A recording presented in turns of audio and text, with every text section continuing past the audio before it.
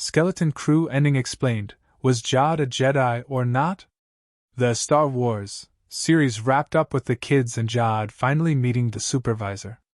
Note: this story contains spoilers from Star Wars Skeleton Crew, Episode 8.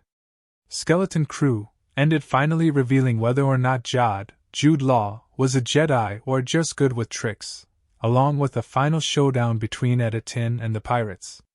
With Jude pretending to be an emissary and a Jedi, thanks to that handy lightsaber Vim found, the episode kicked off with the parents fully believing their kids had been picked up and delivered by a good Samaritan. Unfortunately, that was not the case. But the finale did manage to answer a number of questions regarding Jude's possible past as a Jedi, along with finally revealing who the faceless supervisor, Stephen Fry, who oversees the great work, really is. Here's what you need to know about what happened in the Skeleton Crew season finale. The finale found Jude, along with Fern, Ryan Kira Armstrong, and her mom Farah, Carrie Condon, face to face with the mysterious supervisor. Like nearly everything else on At Attin, it shouldn't come as a surprise to learn that the supervisor is just a giant droid.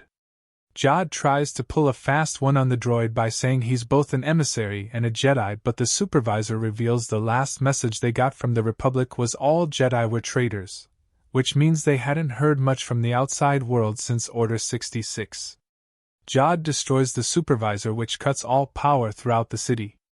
Vim, Ravi Cabot Conyers, Neil, Robert Timothy Smith, KB, Kiriana Crater, and Vim's dad Wendell, Tund Adbimp, realize they need to get to the Onyx Cinder to get back outside the barrier protecting the planet, so they can call KHYYM, alias Shokat, to send X-Wings to fight the pirates, who managed to get through the barrier on the second ship after Jude threatened Fern's mom.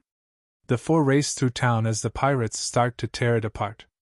They get to the ship and learn it's locked to the landing pad and can only be released through power. Vim and his dad sneak up to the supervisor tower where Jude, Fern and Farah are. Vim comes out and distracts Jude by saying they already called the X-Wings and Jedi army to come stop him. Jude doesn't take the bait and informs him the Jedi are gone. All this still does the trick because it burns enough time for Wendell to get to the power and turn it back on so KB can leave the planet. She flies past the barrier and contacts KHYYM, who says she's sending the New Republic to help. Before KB can warn her about the barrier, she's shot out of the sky and seems to crash before regaining control. Back in the tower, Vim and Fern realize they can turn the entire barrier off with a switch. Vim makes a move for it while Wendell goes for Jude. He uses the Force to push the father to the ground and threaten him again with the lightsaber until Vim agrees to let go of the lever. Jude says he doesn't want to hurt anyone. He just wants the people of At Attin to continue their great work, making credits using the mint, only for him. This diatribe is interrupted when Wendell punches Jude, forcing him to drop the lightsaber. Vim goes for the lightsaber, and Wendell goes for the barrier. Jude tries to use the Force to stop them both, but with Fern helping Vim hold onto the saber, Jude focuses on stopping Wendell. He's going to be able to keep the barrier closed until Farah comes in and helps turn it off. The barrier disappears and the people of At Attin see the stars for the first time in forever, just as the New Republic shows up to make short work of the pirates. The parents and their kids leave with Vim looking back at Jude, who remains in the tower watching his pirate ship crash to the planet. The kids reunite with Neil and find that KB, an SM-33 who also is still alive despite being decapitated by Jude last episode, managed to survive and is laying in a pile of credits.